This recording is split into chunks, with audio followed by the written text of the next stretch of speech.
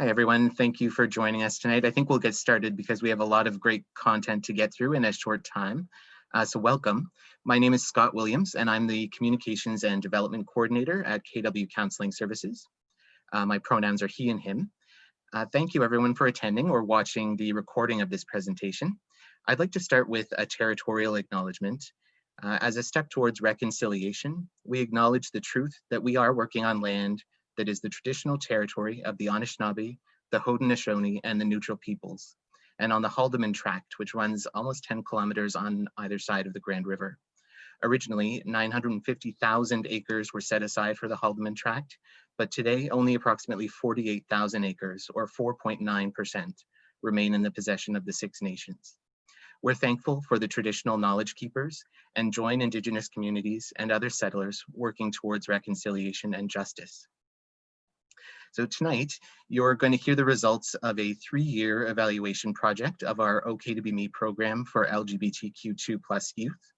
This program began in 2005, and it's unique in the province and possibly in the country for its holistic approach addressing LGBTQ2+ inclusion and community, youth development, mental health, and well-being. OK2BME consists of 3 parts. No-cost counseling for LGBTQ2+ youth and their families, recreational and leadership youth groups, and public education and consultations on LGBTQ2+ issues. So a special thanks tonight to our research partners at Wilfrid Laurier University and the Manulife Center for Health Research for their incredible work over the last 3 years, and to our generous partners at the Ontario Trillium Foundation who made this project possible as part of a 3-year GROW grant. I'd also like to thank all of the OK2BME program participants who made this work possible. So now I'm going to pass things over to Michael Woodford, Professor of Social Work at Wilfrid Laurier University, and the project lead, who will introduce himself and the team. Thank you very much, Scott, and good evening, everyone, and thank you for joining us or for watching this video. We really appreciate the opportunity to share these findings from this evaluation. It's been a really wonderful project to undertake for many, many reasons, which you'll get to hear about in tonight's presentation. So as Scott said, I'm Michael Woodford. I use he, him pronouns. I am a professor with the Faculty of Social Work at Laurier, and I'm the Associate Dean of our doctoral program. It has been really quite a pleasure to work with my colleagues, Katie and Simone, who will introduce themselves shortly. And just a little bit about my work in terms of my research really focuses on the health and well-being and the inclusion of LGBTQ2S+ individuals.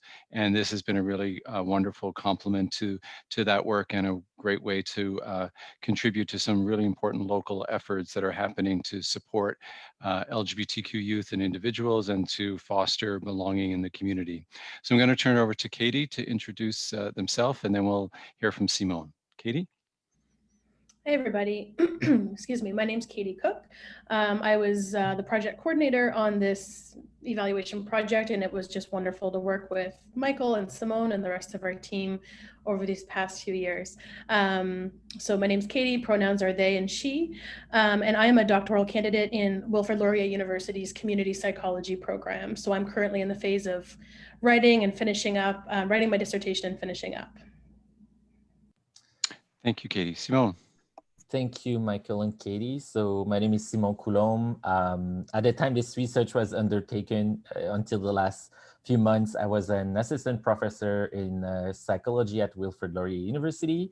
I'm now a professor at Laval University in the Department of Industrial Relations. I went back home to Quebec, but I'm very happy that I've been able to collaborate on this important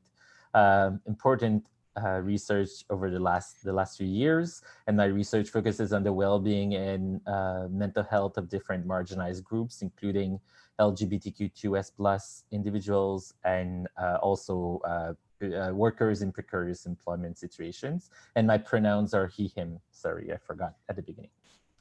Great, thank you, Simone. I do want to also just acknowledge our other team members, our colleagues and friends, Mariam Khan, Jeanette Lafreniere, and Cameron McKenzie, all of whom are with the Faculty of Social Work. And we've also worked with a large number of students on this project over the last couple of years, undergraduate, masters, and also some doctoral students as well. So it's really been a wonderful experience for us, and to work so closely with OK2BME and the participants of the program.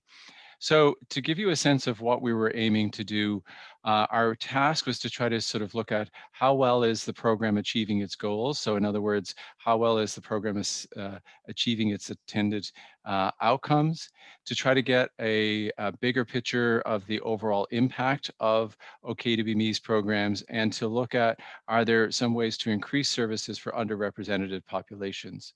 As you'll learn a little bit more as we go along, we had a number of evaluation activities that we engaged in: literature reviews, development of logic models, consultation with staff and youth. Also, secondary data analysis of existing data that OK2BME and KW Counselling Services are collecting, and also gathering information from interviews and focus groups with youth, and also surveys and focus groups with members of the public education program who've been participants in those things. So as you can see, sort of lots of different information coming in to this evaluation to answer these three questions. Scott spoke to the various programs and sort of how OK2BME is being organized, and this is really important for us as evaluators and researchers to understand the different dimensions of the program. So counseling, those direct services, the groups that are delivered, the youth development and leadership development groups, and also public education, the outreach and training and consultation. We're going to talk about each of these three areas following the order that we just presented in terms of that. So just a couple of housekeeping things. We're going to talk about the counseling areas first, and then the youth development and recreational groups, leadership groups, then the follow public education. At the end of each of those sections, we're going to stop to see if there's any questions. So please feel free to use the Q&A or the chat function. Scott is very kindly going to be monitoring those. So we'll check in with Scott at the end of each of those sections. And of course, we're going to just open it up for questions as well. So, we've got hopefully some time at the end for questions. So, I'm going to turn it over to Simone, who's going to talk about the counseling services, and each of my colleagues are going to tell me to when to go to the next slide. So, thank you, Michael. So, like Michael explained earlier, we had different research questions, different evaluation questions, trying to understand better are the services leading to achieving their objectives. So in terms of the counseling services, the more specific questions that we were interested to answer in terms of the evaluation questions were, do the OK2BME's counseling services, do they support clients to meet their counseling goals? Do they decrease psychological distress? And do they decrease social isolation? As Michael has explained earlier, to address such evaluation questions, we had access to different forms of data. So for the counseling component of the OK2BME services, we use secondary data analysis of data that OK2BME is already collecting as part of their regular data collection initiatives. When they collect data surrounding the demographics, the characteristics of the service users, and some of the impact of the services and why people are receiving counseling, etc. So especially we're focusing on four different data sets.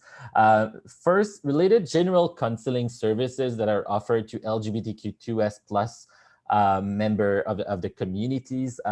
So we use 50 matched cases. So basically 50 people who answered some questions related to their psychological distress at the beginning of when they started receiving counseling, and at the end when they stopped receiving counseling. So we're going to be able to present you some data in terms of changes in their level of psychological distress during that time period. We also used data that's collected as part of the Transitional Age program. That's a counseling program, but particularly for LGBTQ2S+ youth under the age of 30. So that's why it's called Transitional Age program. And finally, we also accessed close to 600 client files. We didn't access the files themselves, but we accessed the reasons why the files were closed to see if is it possible that the files were closed mostly because people have achieved their counseling goals, for example. And so I just presented to you what we're going to talk about in terms of the general counseling services. In addition to these general counseling services, OK2BME also offers walk-in counseling services. So there's a walk-in counseling clinic so that people don't need to book an appointment. And in terms of data that's collected by OK2BME related to this walk-in counseling service, it's basically a very brief feedback survey that clients are invited to complete after they receive counseling services. So these are the data point that we're going to use to address these different questions here. Thank you, Michael. So first, in terms of the general counseling services, so like I explained, we had access to data related to 50 clients. And these 50 clients, their files were closed, meaning that they were not receiving therapy anymore. And we look at the type of therapy that they received. What were their self-identified counseling goals? And like I explained a little bit earlier, we looked at a self-reported survey score. So basically, there's an instrument that's a self-reported instrument that in which people report different their feelings. They assess to what extent they experience distress. It's called the General Health Questionnaire 12. And the highest the score, the worse is your mental health. So it's indicative of more distress experienced by the participant. So we hope that if the services are effective, people's score, or like the service users' scores would go down when you compare the end at the end of the services versus at the beginning. In terms of the type of therapy, we know that OK2BME offers both individual therapy as well as family and couple therapy. But for most of these 50 clients, so 94% of them, this was individual therapy. People received, these 50 clients, on average 10 sessions each, and the range was between 1 and 6. I think there might be a mistake in there. Michael? Sorry. I think so. I'm sorry. It's probably 16. Our apologies. Yeah, sorry. Yeah. So on average, so it's 10 sessions on average. That's the important number to retain here. Michael, I think the next slide concerns the counseling goals of these clients. So we wanted to understand better, why are these clients getting counseling? What are their self-identified goals? So as part of the counseling process, the counselors are basically asking people to identify counseling goals, and the counselors are taking notes, like in an informatics system, computer system, of what are people's goals. And we used, basically, there's a taxonomy of goals that's been developed by previous authors, researchers, and we've used that taxonomy that we adapted to basically try to categorize these different goals that people add according to different categories or different motive for why they're receiving counseling. We found overall that people had between 1 and 5 goals, and the average number of self-identified goals was 2 for each client. The top 3 categories of goals were first coping with negative emotions, such as anxiety, depression, anger. So about 30% of these 50 clients self-identified that goals. Then gender, sexual identity exploration, affirmation, and/or transitioning was reported as a goal by 22 of these clients. And finally, the third category of goal was a relationship with significant others. So people who wanted to work on the relationship matter and issues. And as you can see, it's not making up 100% because all of the other clients had more diverse goals that are quite diverse. So here we see that people are basically getting counseling related to gender and sexual identity, but not necessarily. We see the first thing that's coming up is really more negative emotions. That's something important to keep in mind. In terms of the GHQ, so the General Health Questionnaire 12, that I explained a couple of minutes ago, that it's a questionnaire that measures the degree of distress. You can see that the score at the first session, the average score of these 50 clients was 17.1.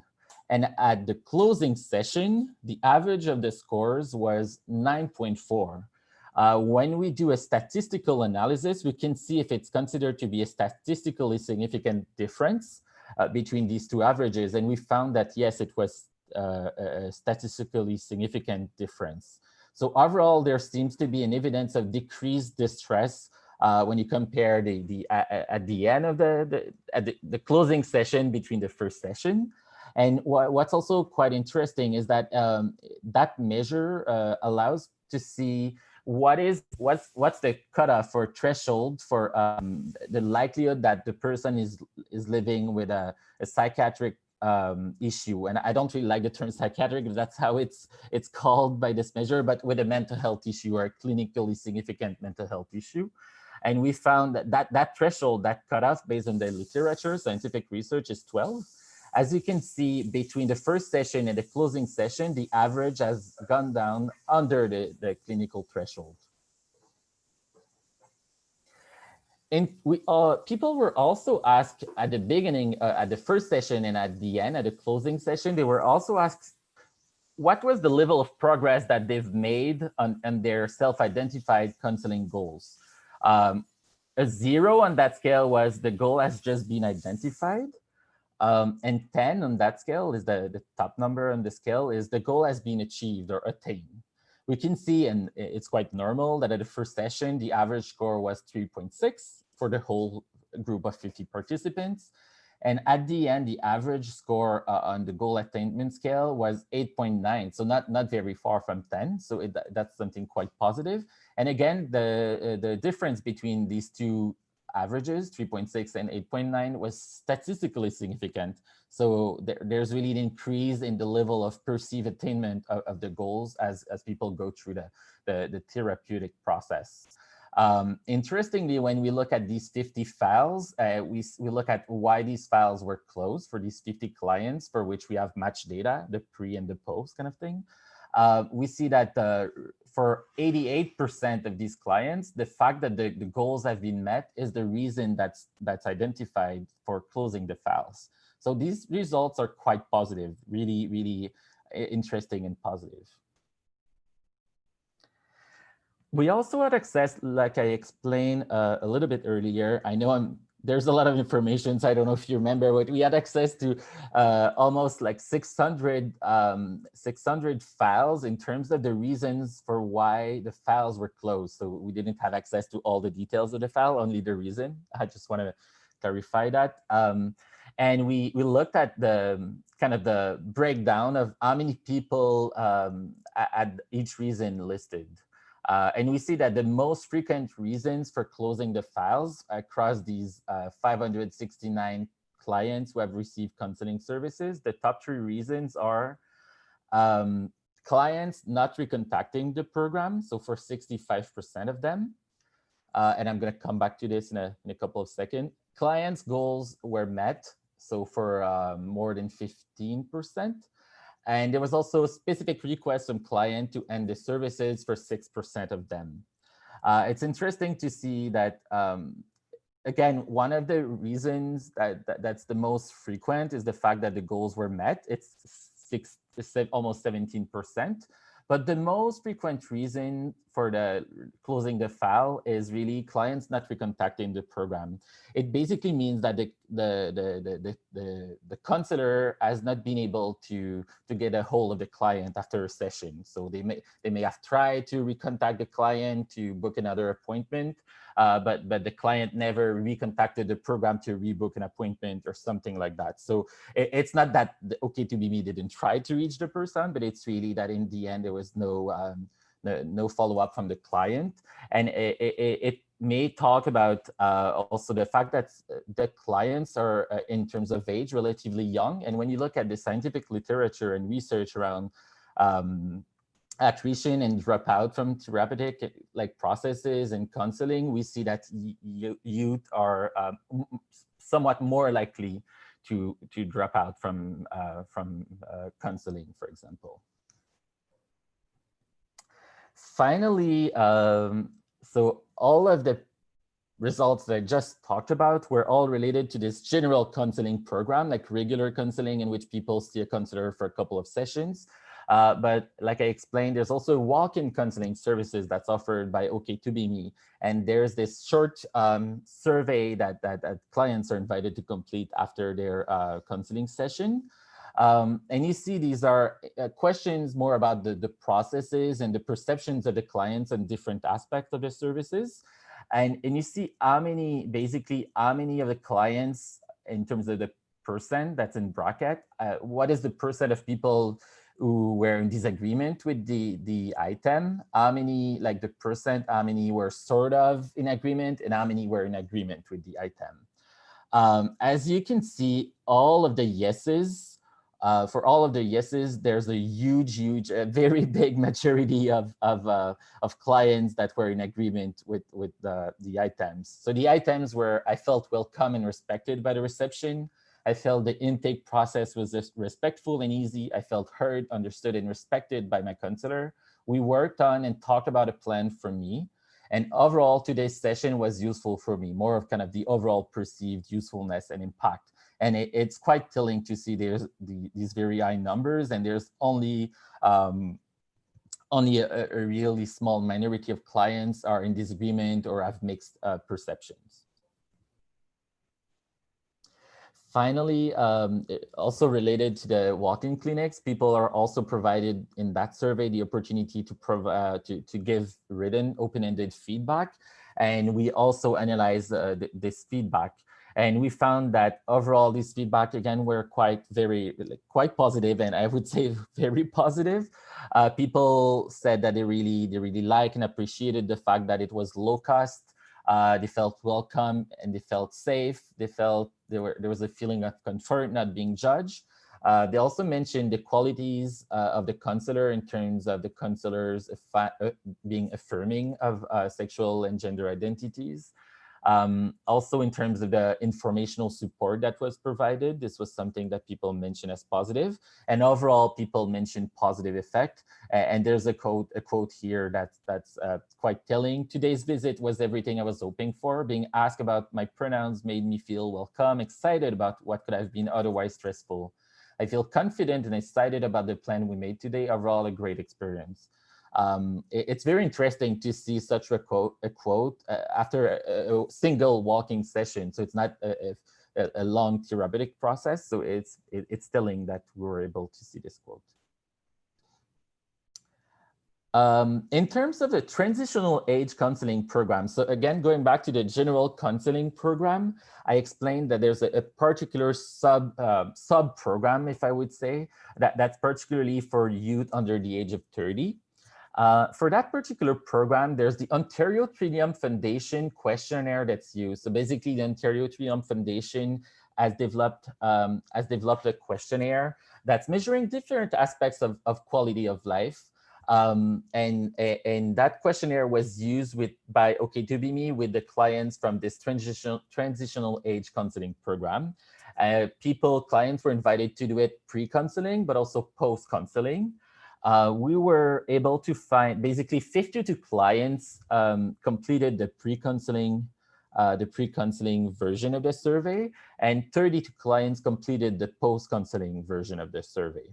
Something that's very important to mention here is that only 8 clients completed both the pre and the post, because it's something people are not forced. It's not mandatory to complete such questionnaires.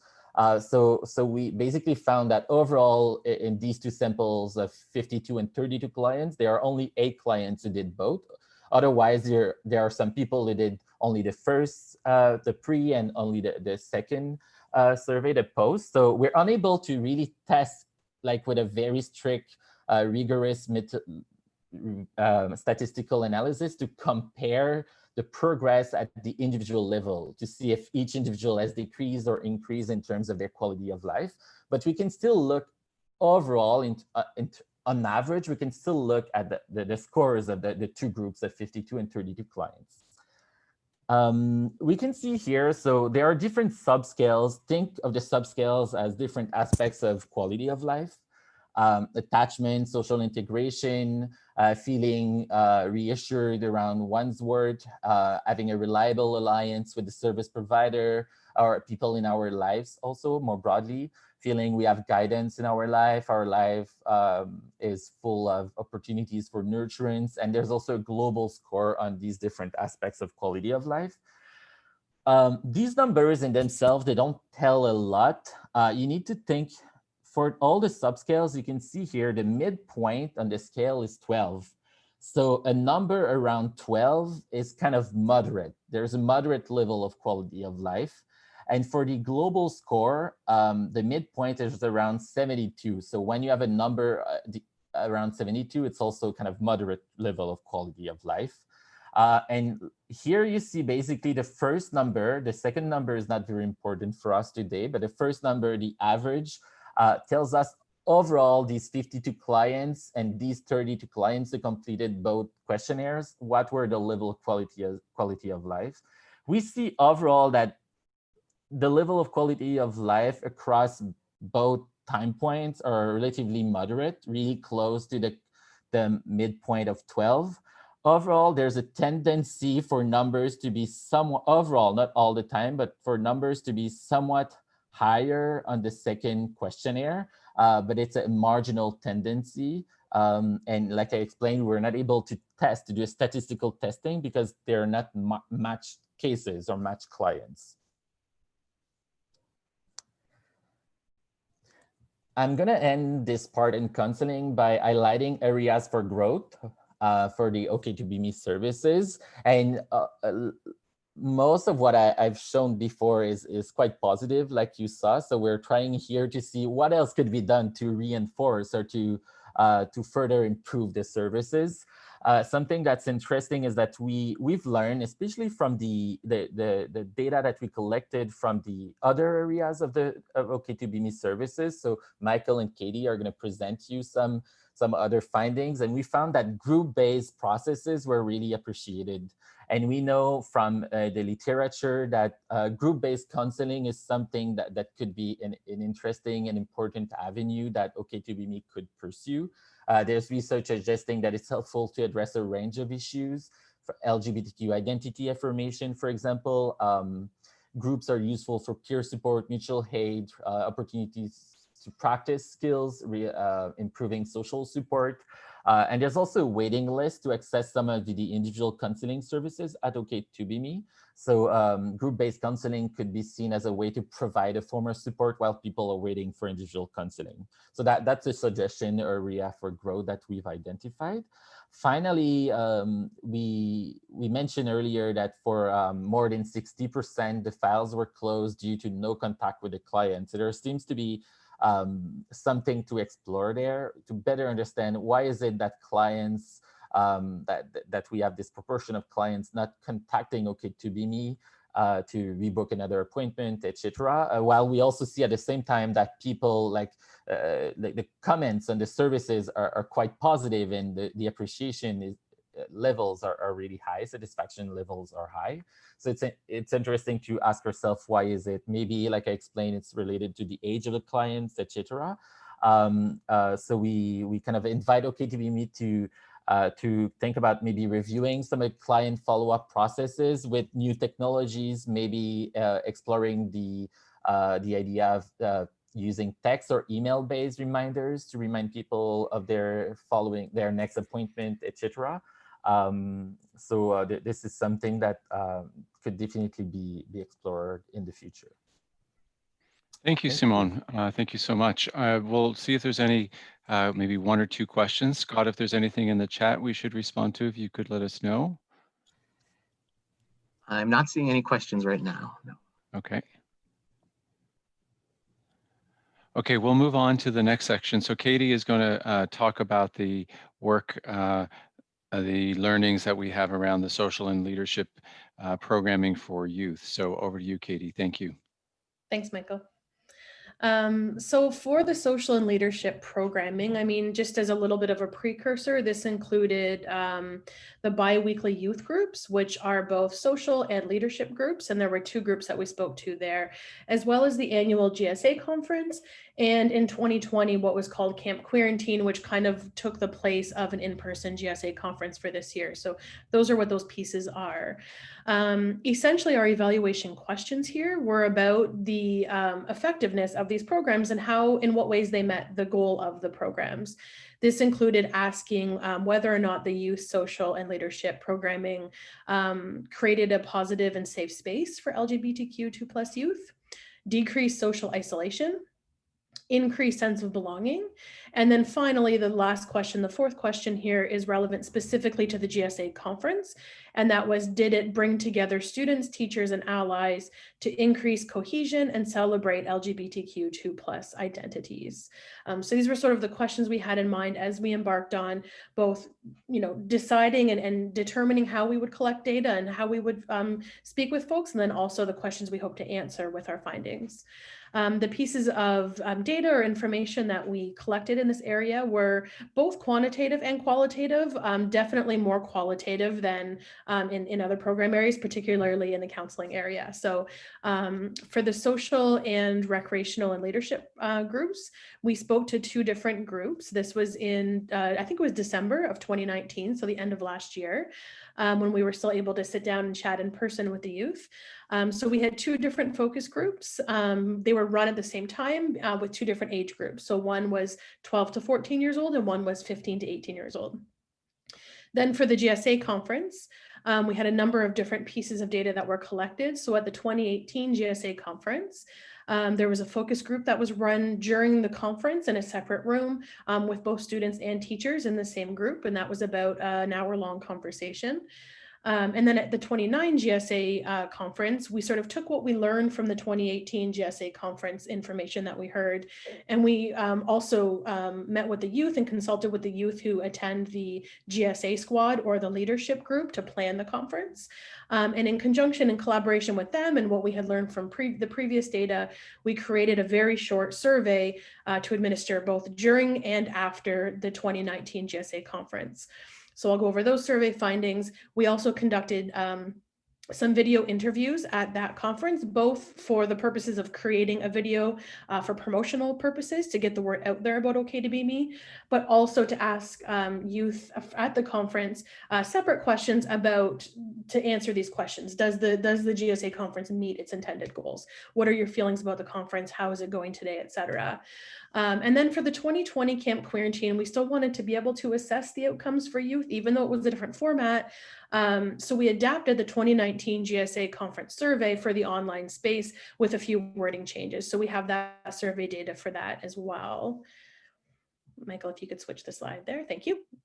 So starting with the social, recreational, and leadership groups, these are those 2 focus groups I mentioned that we ran in December of 2019. These are sort of very broad themes that we heard in those groups, that we heard the youth saying both in the younger and the older groups, things that were common between the 2. So things that we heard were the youth saying that they had an increased sense of confidence and they felt validated in the space. This was heavily related to feeling respected and safe in the social and recreational group and leadership group spaces. These things were heavily linked to coming to the space and knowing that their name and their pronouns would be respected and that they wouldn't be misgendered. Participants talked about, I know that when I come to this space, we're going to check in on an ongoing way every week about our name and our pronouns. So if things have shifted for me, I know that that will be respected. People will hear my current or new or whatever pronouns, and they will respect that and use that going forward, and how much that meant for their feelings of respect and feeling safe in the group. Participants also talked about having the sense of belonging and the sense of community in the group. One of the things, a couple of things that were of note here for me as one of the facilitators and the person who analyzed this data was that participants talked 2 things. One, that participants talked about even when I'm misgendered or experience bad things with my family or, in school, I know that I can come to this space and I have this space. I have these friends, I have this community where people just get it and respect me. So this sort of had this protective community building factor that was protective for participants outside of the space even. And then the other thing that was really interesting for me there is in the group that I facilitated, which was the younger group, we had one young person who it was their first time. So they couldn't talk about what they liked about the program. It was their first time, but they talked about what they wanted in the program. And one of the things they said is they wanted to make friends and have a community of other queer people. And almost immediately, the participants started sharing their social media handles and their phone numbers and saying, I want to be your friend. I want to be your friend. I'll be your friend. And we kind of paused the focus group to kind of let that happen and let them share information to bring this person into the fold and immediately identify themselves as, we want to be your friends right now. Which was very sweet and wonderful to see in real time, to see that happening. So the quotation here, I'll read it out in case it's not accessible. So this is one of the participants in the 15 to 18-year-old focus group who said, quote, well, it's nice to be in a group where you're allowed to be yourself. And if you're having a rough day, most of the time we do check-ins and normally people express how they're feeling.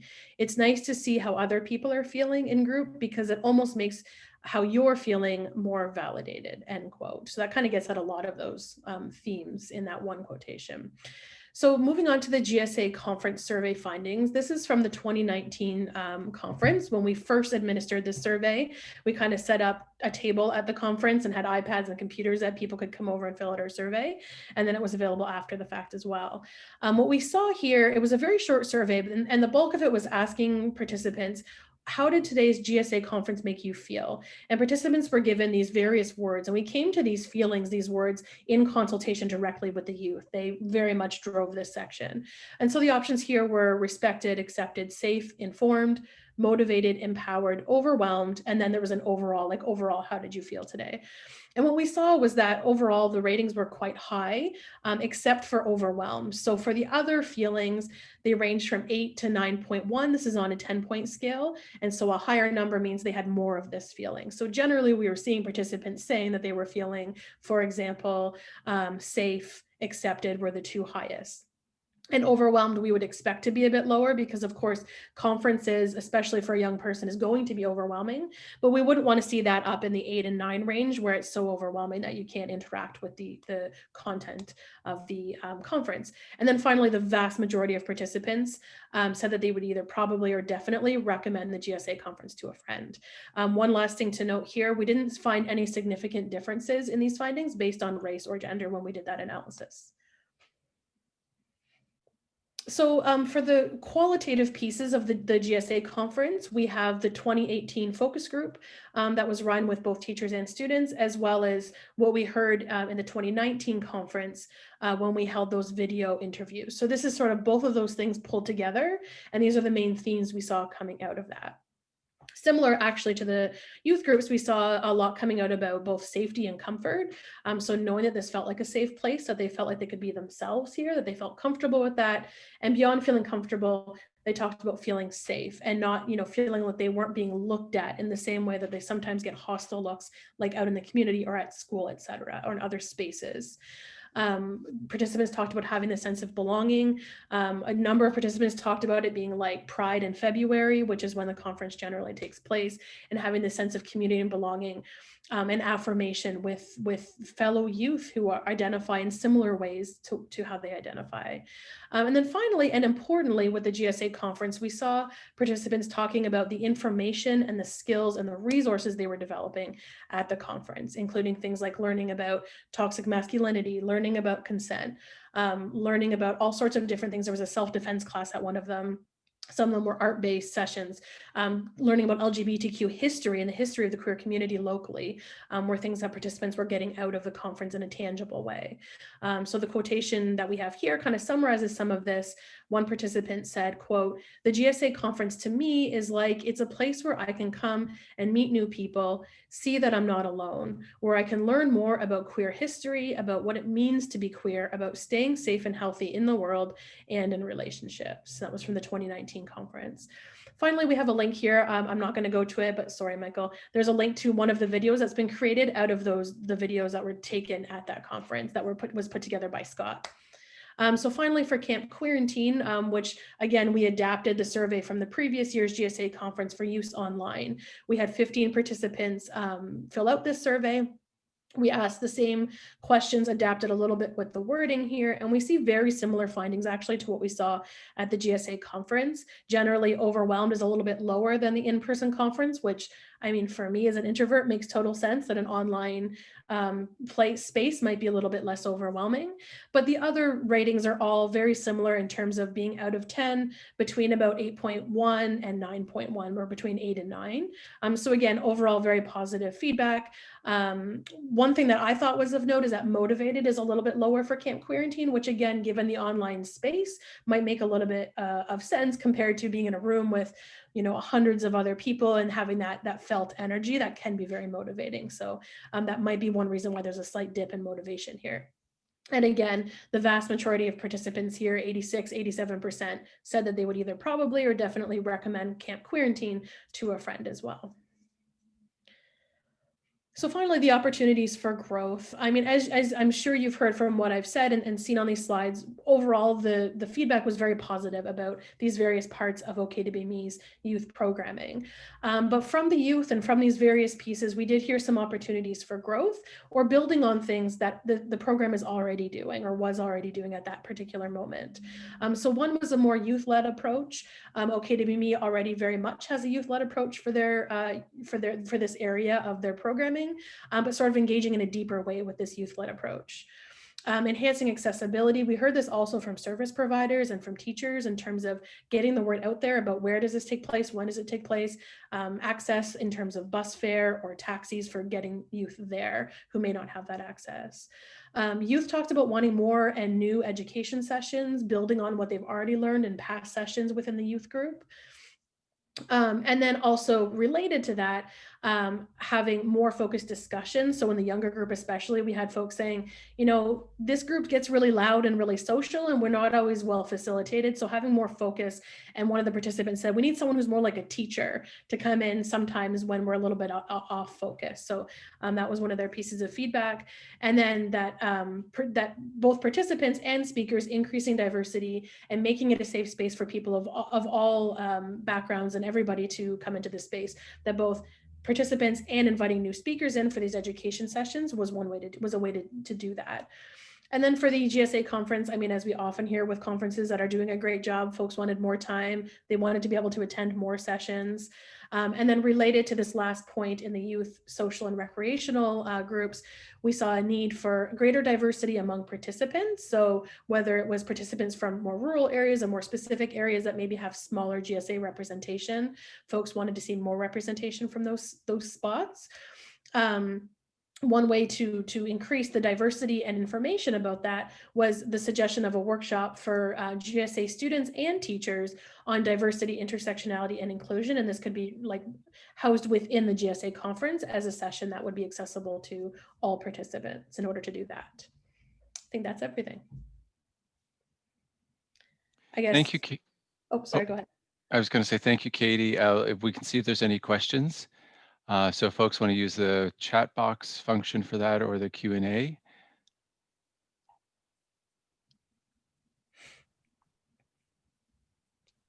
And of course, anything yet. Okay, and we'll have some time at the end to take some questions as well. So make note of any questions that come to mind, please.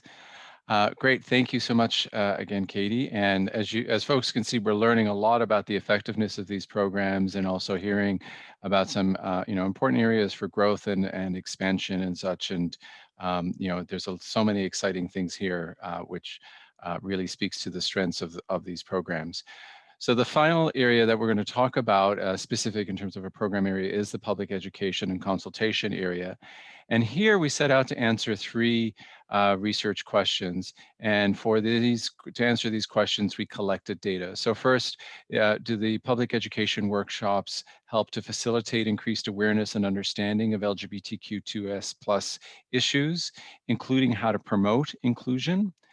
Secondly, how do these workshops promote affirming or more positive attitudes towards LGBTQ2S+ individuals? And finally, among service providers, does it increase their competencies to meet the needs of LGBTQ2S+ clients? For the workshops themselves, we were fortunate to be able to develop and implement a pre-workshop and a post-workshop survey design. So we worked with the team at OK2BME to develop a workshop that reflected the goal, or a survey that reflected the goals of the program and what the workshops were really trying to achieve, which aligned very well with these 3 research questions.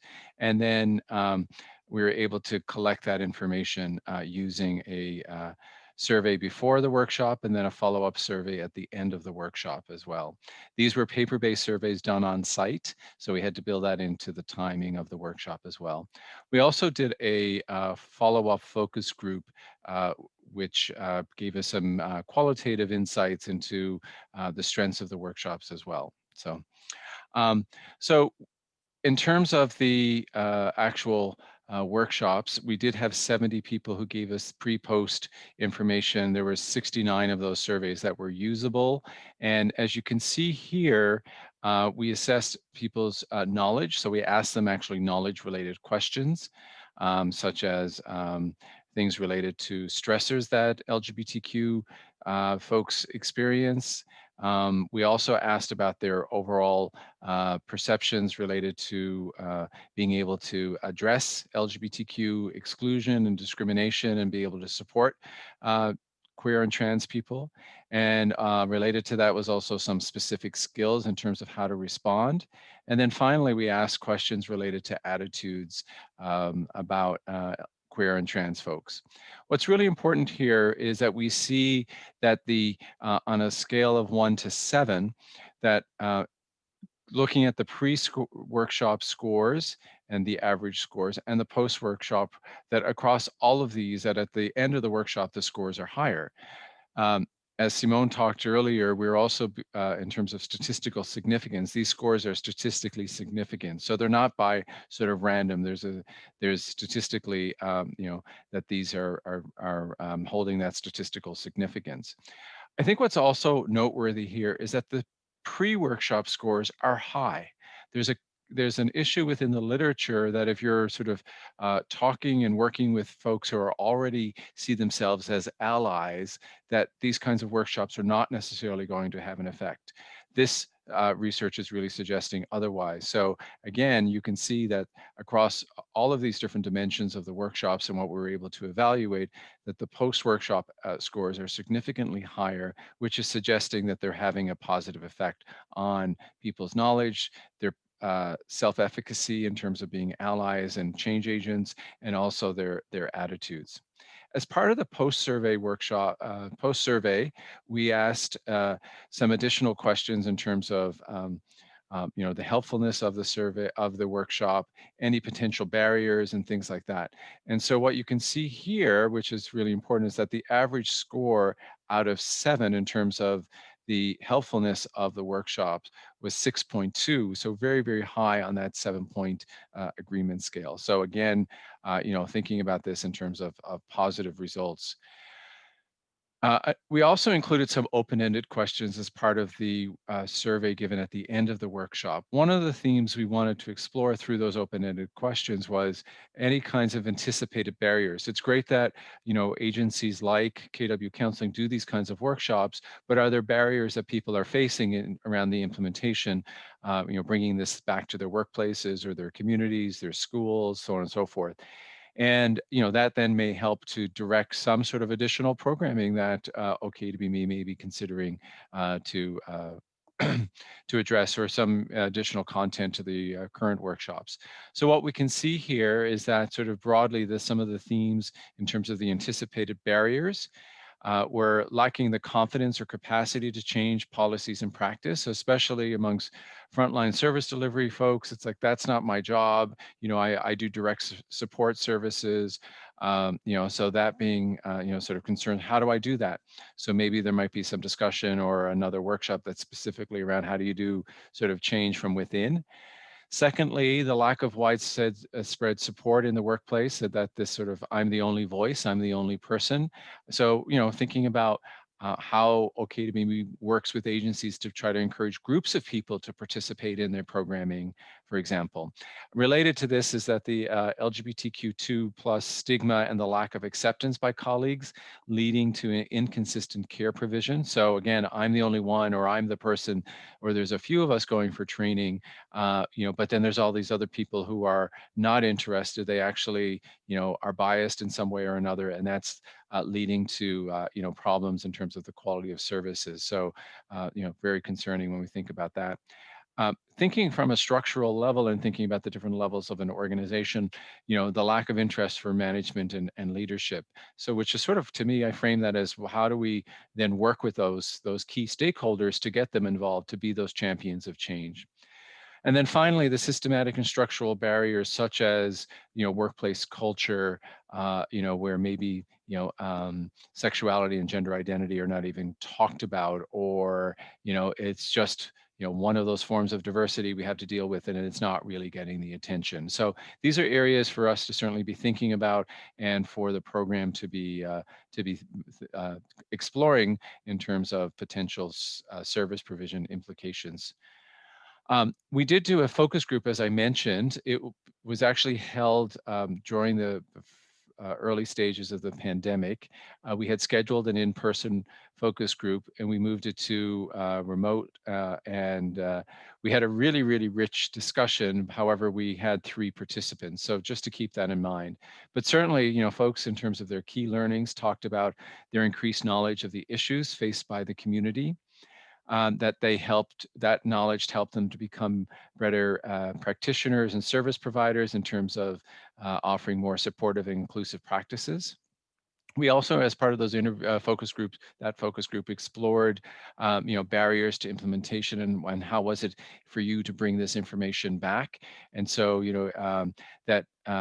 the need for that agency-wide change to make services more inclusive was one of the things we heard. The fact that folks were able and felt confident to make referrals to OK2BME for clinical counseling for the service users. So having that insight was really important, and also having resources that they got from the training to be able to share it with their clients, and being able to do that. And so thinking about how does OK2BME then build on that going forward. And certainly folks, as a strength of the training, really emphasize the importance of having workshop facilitators with lived experiences. So having members of the community who also share that experiences, and also in their clinical work, sharing their experiences of doing this work as well. So 3 sort of key areas that we were able to explore from this rich discussion that Katie and I were part of. So it was great. So sort of some of the key movement recommendations for moving forward was the idea of creating some sort of staged or sequential training. So working towards possibly a certificate. So, we sort of think about, like, here's a beginning level of knowledge, and this is what this workshop will do, then becoming more and more focused, and each one building on each other. So sort of a certificate program. And then specifically looking at more training for service providers and business owners serving the community. And so thinking about how do I help those kinds of agencies and service providers become more inclusive in their work with the trans and queer communities. And I can say that I know that OK2BME has already started to move in this direction, which is really, really exciting. So we want to wrap up with a couple of overall comments, but also to sort of go back to some big questions to say, how well is OK2BME doing? Being researchers, we do have to talk about our methodological limitations, some of which we've already highlighted. So as Simone had talked about in the transitional age program, the fact that we weren't able to match data for people who began counseling and post-counseling. So that was a concern. Also, we're wondering in terms of what that scale actually measures. Is it really aligning with what people are seeking services for? Because not everybody is necessarily seeking help around social isolation issues and such. And then certainly for our work with our focus groups, we had small focus groups. So just what perspectives were not captured. They were rich discussions. Katie and Simone co-facilitated the focus group with the younger youth. Myself and Miriam had co-facilitated with the older group. Again, rich discussions, but maybe with some other folks there, we might have heard some other ideas as well. So to keep those things in mind. Some of the overarching areas of growth we recommended in the full report was certainly more awareness around what's available, more advertising. There's a wonderful website available, getting that out there on different forums and such. Certainly engaging in targeted outreach and advertising to specific LGBTQ2+ youth, especially those who are coming from racialized communities, particular religious communities, youth who are living in lower income families, for example. Advertising the public education more broadly. Within the services, thinking about more attention to diversity and access. So this even includes the kind of information that's being collected in the evaluation tools that are being used. So, and we've had some rich discussions with the team about how to move forward with that. The facilitators and guest speakers within the groups, the youth groups, having, there's been lots of efforts to have diverse representation of different identities and continuing to strengthen that. The integration of intersectional content into public education workshops, so thinking around those intersecting identities, what it's like for a queer, racialized person, and then being able to work with other organizations within the region that are also engaging in intersectional approaches to their works and services and sharing resources and sharing experiences and such. So some really wonderful things. As I said, in terms of going forward, we also, as researchers, evaluators, wanted to put forward some things about assessing the efforts to assess programs. So, ensuring that there's consistent and robust data collection. It has to be practical as well. So what a program can actually do. Ongoing implementation of evaluations for within the GSA conference and public education, so using the tools that we've created for this evaluation, engaging in rapid evaluation on every 6 months or so at the youth programming. So rapid evaluation would sort of be a very quick kind of check-in, but it's a way to look at strengths and areas for improvement. And certainly continuing to build on the measures that are used now to evaluate the counseling programs, and especially having questions that align with the reasons why people are seeking services. We also, in terms of the grant proposal, it offered some key questions which we wanted to answer very quickly for you as a way to wrap up, and then we'll open up to some questions. The first one is, OK2BME effective in reducing socialization and increasing belonging and well-being? And we definitely would say, based on the data we collected, a hard yes. So the counseling data spoke to that. The data from the youth groups also spoke to that, and also the public education in terms of the allyship and self-efficacy certainly speak to that. Secondly, does OK2BME public education programming make a difference in changing attitudes and creating a safer, more inclusive community? And again, we believe we can say a hard yes to that in terms of what we found in terms of the pre and post training survey data.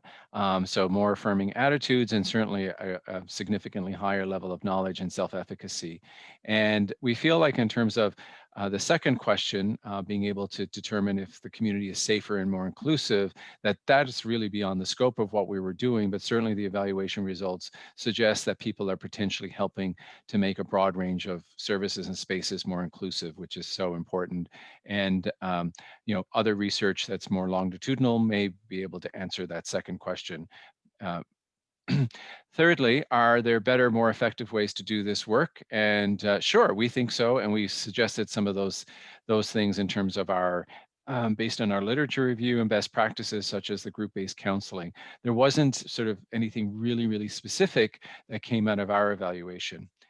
And then fourth, what is the experience of LGBTQ people who are engaging in the services? And we think, very positive. And if you look at the findings across all service areas, that that there's very positive experiences being noted, and that for public education, the majority of folks don't identify as part of the LGBTQ2+ community, but they found it very positive and impactful. So very helpful.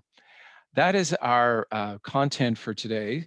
So we want to open up the floor to questions, and just to draw to your attention on the screen, our special thanks to the various key stakeholders from the participants, WASH and the OK2BME team, the KW Counselling Services staff, various research assistants from Laurier, and a shout out to 3 in particular who did some major heavy lifting with us, and certainly the Ontario Trillium Foundation. So let's open up the floor for questions. So Scott, do you want to share any questions?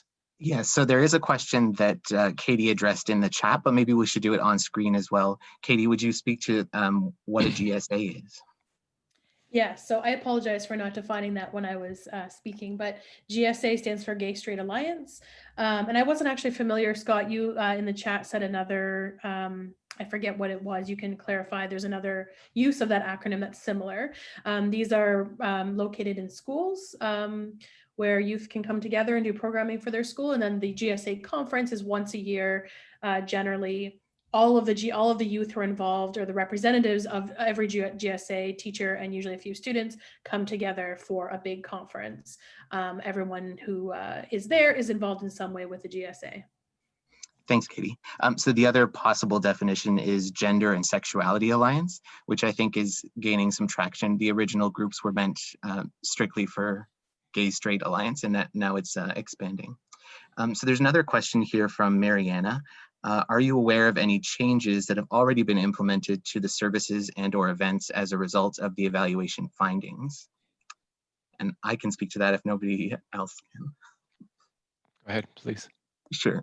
So we have made some changes already to our youth groups to have more facilitation and more discussion topics, which is one of the things that was asked for. And as Michael noted, we are moving in the direction of offering certificate programs for our public education now. So for example, early next year, we will have a series of 3 courses that make up the fundamentals of clinical work with LGBTQ2+ people. And participants who attend all 3 will be able to receive a certificate for that. And just one more comment in response to that isn't specifics, but it's sort of a more overarching comment. One of the great things as a researcher and as someone on this evaluation team was that as we were doing this, WASH and others on the team, we were always in constant communication. So it wasn't always a specific, we heard this, change that, but it was a constant thinking and talking. And so I think there are also probably small changes throughout the programming that may have happened as a result in an ongoing way of those conversations and of that sort of close contact and collaboration that we had throughout the whole process, which was wonderful from my perspective. It was really great to have that constant iterative approach. Thanks. Mike has a question. Would any panelist be comfortable commenting on the extent to which OK2BME services are similar or different and/or offered or not offered in other communities? Are there services offered in other communities, maybe in Ontario, that you think would be ideal in KW or Waterloo region? Certainly a great question. I don't think we haven't done a scan of sort of what services. One of the things I think is a real strength, though, of KW Counseling and its OK2BME program is 2 things I will name. One is the fact that OK2BME is working on multiple levels. So a lot of times we only see services that are just doing counseling and maybe some public education or just one or the other. The fact that there's sort of a multifaceted approach, I think, is really rich. A second part of that, though, is also, I do think there's a strength about being housed in a larger service provider that is very responsive, I think, to the community and very much on a cutting edge kind of approach. There are certainly other specific kinds of programs that we know of, and so in our report we reference a couple of initiatives, certain like therapeutic groups that we know that are being offered, that are being evaluated and studied and being seen as highly effective. And certainly, there's conversations within the team about trying to implement some of those things as well. And so I know, for example, the Gender Journeys group has implemented, so actually going back to Mariana's earlier question. That's another thing that's has started already coming out of the evaluation. So I'm not seeing any other questions. So thank you again, Michael, Katie, and Simone, for all your work and for your time tonight to present these results. So the final report and an executive summary are now available to download on the website. And if anyone who registered to attend the webinar will get it also in an email. And we'll include also that link to the video, which shares some very positive comments from youth about the program. So thank you everyone for attending. Thanks, everyone. Thank you. Thank you, everyone. Take care.